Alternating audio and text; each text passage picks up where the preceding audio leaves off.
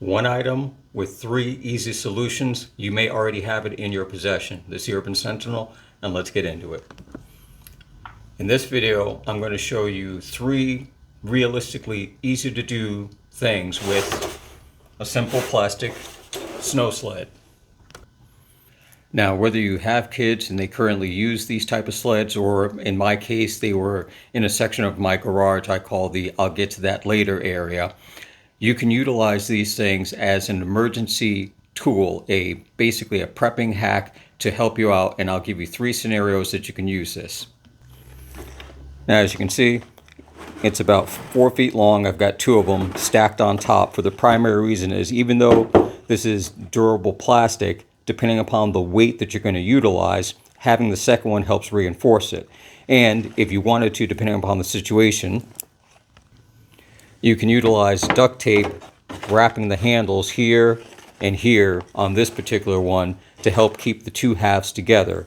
Or if you wanted to get fancy, you could utilize a spray foam crack filler, and what you would basically do is spray it on the inside lip area right along here, and then as it expands, press the second part down on top of it.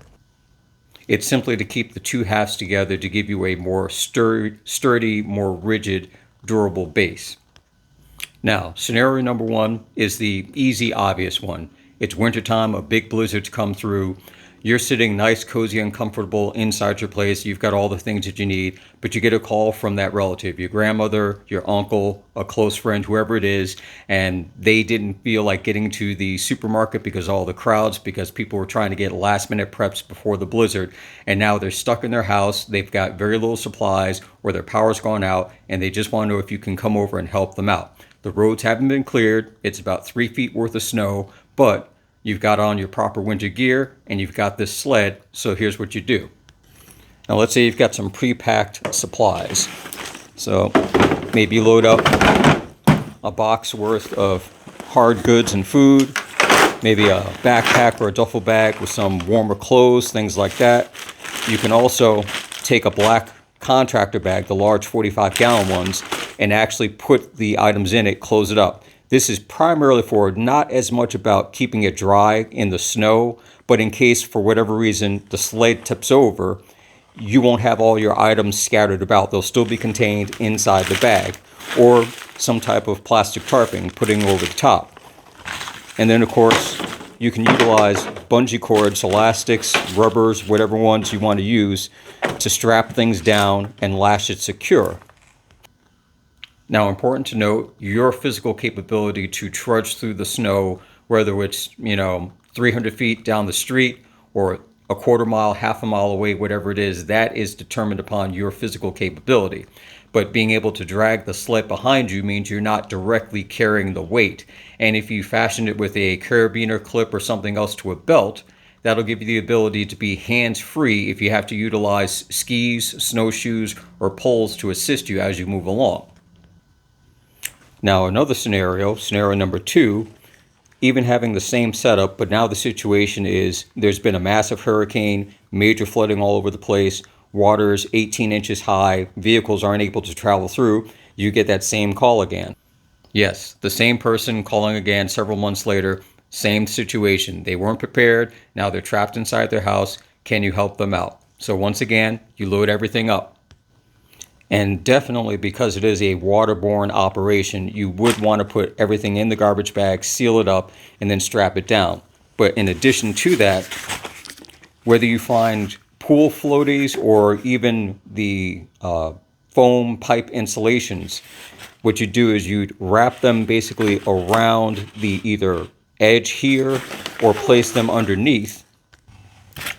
Having them underneath, you can secure them with duct tape, zip ties, wherever you have space for on the handles, enough so this way, as you're dragging it through the water, which again is going to be dependent upon your physical capabilities, you want to make sure that it stays level. So you want to have all your weight centered as low as possible within the sled, and then strapped down so it doesn't slide and tip over, and move at a nice steady pace, and it should sit resting on top. As long as you're not making big waves or coming across some moving currents, you should be able to move the weight along depending upon how much it is without too much trouble. And then it's just primarily your concern is being focused on where you're walking, where you're stepping, to make sure you don't get your foot caught in something, slip down into a grate that you didn't realize was there, or any of the normal hazards you would get when transversing through, knee-deep water after a hurricane. Now, scenario number 3, the last one that I'm going to give you, it's not a one-size-fits-all situation. This would be the case regardless of what the outside environment is. You're trying to transport someone who is injured or they're not ambulatory. They have to use a walker, they have to use a wheelchair to move about, and you need to basically evacuate them as quickly as possible. And I'm sure there are a lot of people out there who have had the experience of helping an elderly person along that is walker or wheelchair bound. It does not go fast. So in this situation now, this individual sled may not be big enough for someone who's a bit taller or a bit heavier. So that would be something that you would have to mentally gauge appropriately for your use if that's your intent. But once again, the situation would still be the same.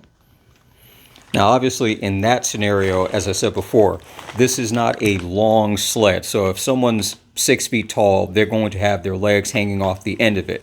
But the primary thing you need to be aware of is once you get a person on there, even placing a tarp on first, wrapping them in the tarp, and then using something more than the bungees. I would definitely suggest some type of paracord or nylon rope. You'd want to be able to crisscross them underneath their arms, around their waist, and then make sure that you can secure their legs in some form so their legs aren't flying about.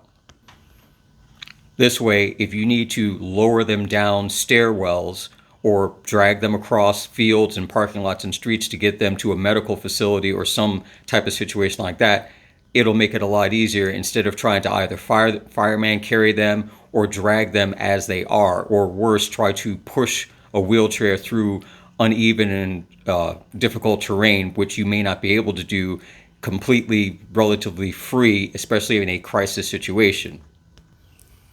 So again, you just think to yourself about the potential of even just those 2 first scenarios happening, whether you have to move out through a blizzard or after the snow has come down and move across the open fields and the open roads over the 2, 3, 4 feet worth of snow, whether it is a flood situation after a hurricane or perhaps some major storm or a dam break, something along those lines.